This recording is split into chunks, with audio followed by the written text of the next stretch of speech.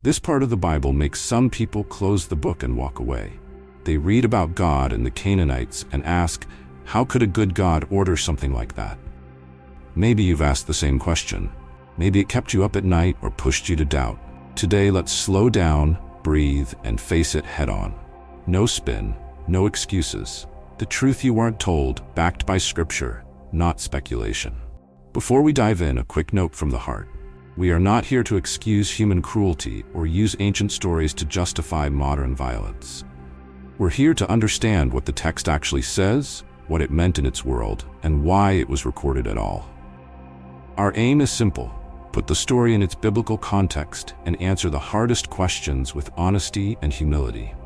If you stick with me, I believe you'll see something deeper than anger or tribalism. You might even see patience, justice, and mercy standing side by side. Picture the land called Canaan, lush valleys, fortified cities, hills that catch the sunrise. Long before Israel arrived, many peoples lived there: Hittites, Amorites, Perizzites, Hivites, Jebusites. The Bible uses Canaanites as a broad umbrella for these groups.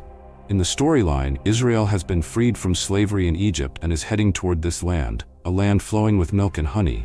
But the land is not empty. It's full of culture, religion, and power. The scriptures give unusually blunt descriptions of those religions. Deuteronomy 7:1-6 warns Israel not to absorb the practices around them. Leviticus 18 lists acts God calls detestable, things that tear at human dignity and family bonds. Deuteronomy 18:9-12 names occult practices, divination, and attempts to manipulate spiritual powers. And woven through those texts is a dark thread: the sacrifice of children in fire to please gods who promise rain, victory, or a good harvest. This isn't a rumor whispered by enemies. Multiple biblical passages say, "Do not do as they do, they even burn their sons and daughters." See Deut 12:31, 18:9-12, Lev 18:21-24-25.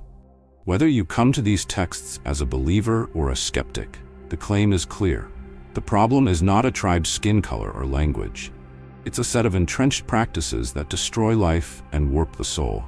Here's the part many people never hear. The judgment on Canaan didn't drop out of a clear blue sky. It sits on top of centuries of patience. In Genesis 15:16, long before Israel even exists as a nation, God tells Abraham that his descendants will be strangers and slaves for 4 generations, and only then return to this land, for the sin of the Amorites is not yet complete.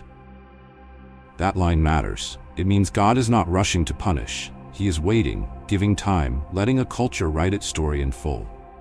Judgment, in the biblical frame, is not a quick temper. It's a last step after warnings, opportunities, and long restraint.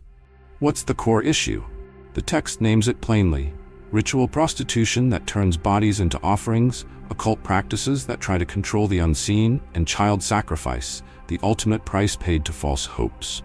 Deuteronomy 12:31 says, "They do all the detestable things the Lord hates. They even burn their sons and daughters in the fire."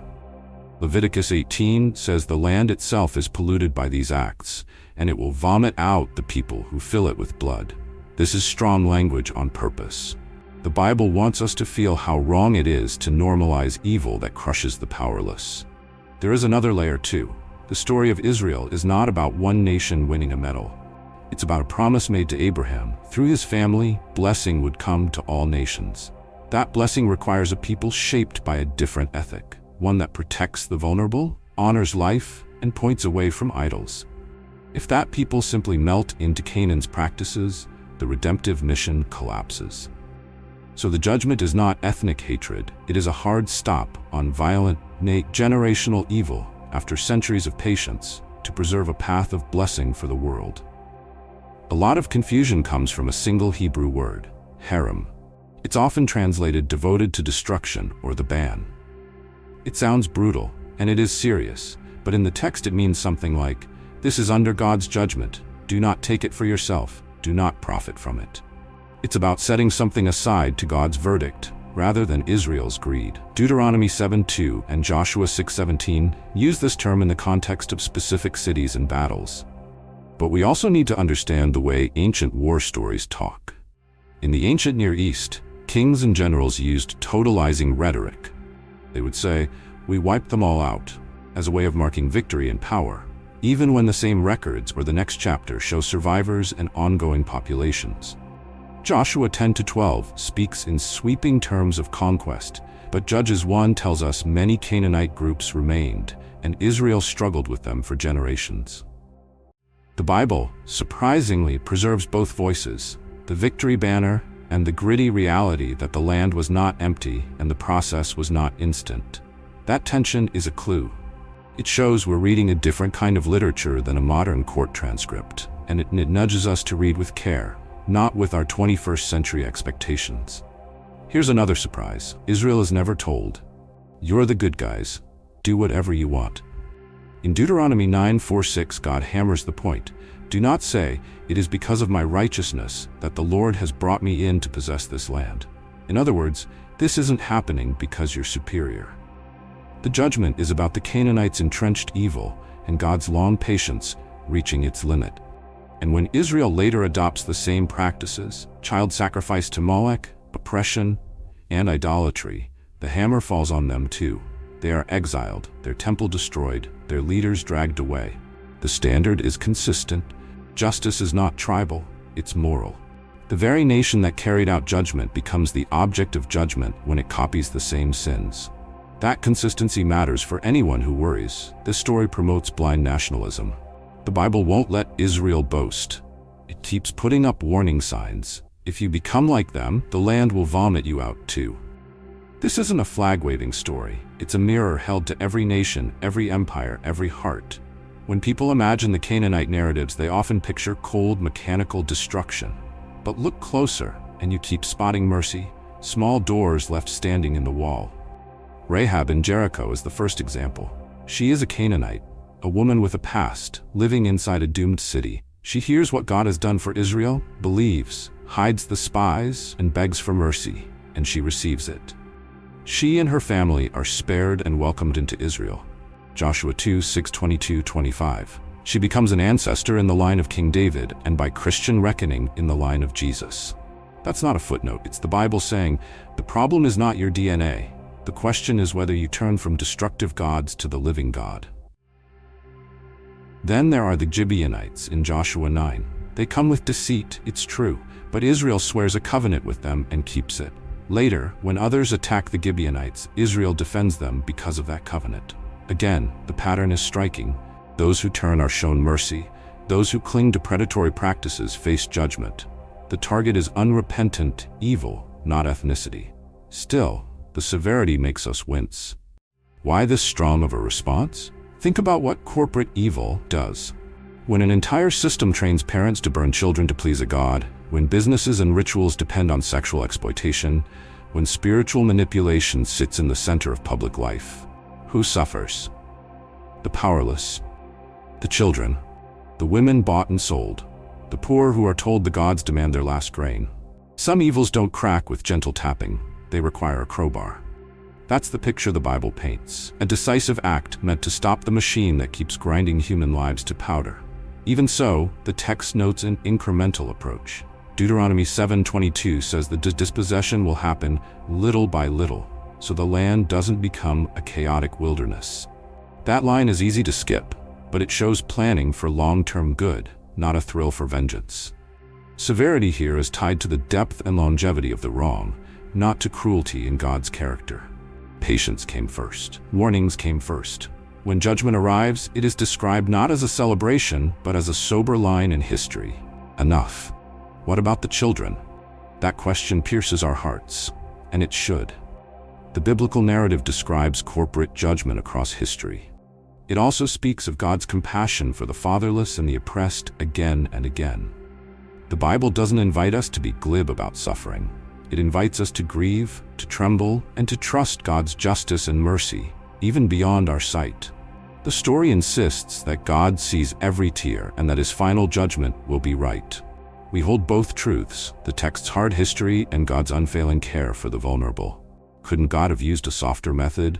The text's answer is that he did for a long time. Genesis 15:16 shows centuries of waiting. Prophets warn, conscience whispers. And even as judgment draws near, doors of mercy crack open. Rahab the Gibeonites, any who would turn.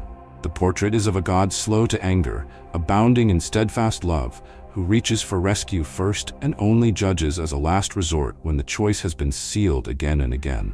Is this a model for us today? No. That's crucial. Israel in those moments was a theocratic people under direct command for a specific time and purpose in salvation history. This is not a blank check for modern nations, militias, or individuals to claim God told them to harm others. In fact, the New Testament ethic calls followers of Jesus to enemy love, peacemaking, and self-sacrifice. See Matthew 5. We learn from these stories. We do not copy them. We take their warnings against normalized evil, and we take their insistence on God's patience, justice, and mercy, but we do not turn them into excuses for violence today. Here's the takeaway many miss. The shocking reason isn't divine rage. It's divine righteousness paired with extraordinary restraint. The story says that God cares so much about human life, especially the small and powerless, that he will confront systems that devour them. He waits. He warns. He opens doors. And when the machine keeps burning children and breaking bodies, he acts. That action is framed not as ethnic targeting, but as moral judgment. And the moment anyone, Rahab the Gibeonites, later even outsiders like Ruth, turns toward him, mercy meets them on the road. So what's actually shocking is not that there was judgment. It's how long God waited and how consistently he applies his standard, even to his own people, while always keeping a path open for mercy. We don't reenact Israel's conquest, that chapter is closed, but we do let it read us. Don't normalize evil just because it is old, popular, or profitable. Don't build your life around idols, anything you sacrifice people for. Guard your heart from subtle forms of exploitation. Watch how easily communities excuse harm when it brings comfort or power. Seek justice for the vulnerable in your city. If God's patience is real, it means there is time to turn. If God's justice is real, it means apathy is dangerous. Both truths call us to sober, hopeful living. The story also challenges our cynicism. We're used to thinking power always protects itself. This text says God is willing to confront cultures, including the one he formed, when they injure the weak. He is not a mascot for any tribe. He is a judge who loves the world enough to stop what destroys it. If you could distill the whole conversation into one sentence, it might be this. After centuries of patience, God judged entrenched Canaanite evil to protect life and preserve his redemptive plan, while showing mercy to anyone who turned to him. That's the storyline. Not a hot temper, not blind favoritism, righteousness with restraint, justice with mercy. So let me ask you honestly, how does this land with you now? Does the patience before judgment frame change how you see these stories? What questions are still burning in your mind? Drop them in the comments. I read them. If this helped you face a hard part of Scripture without flinching, hit like so the algorithm shows it to someone else who's wrestling. Subscribe for more clear, careful walkthroughs of tough Bible questions.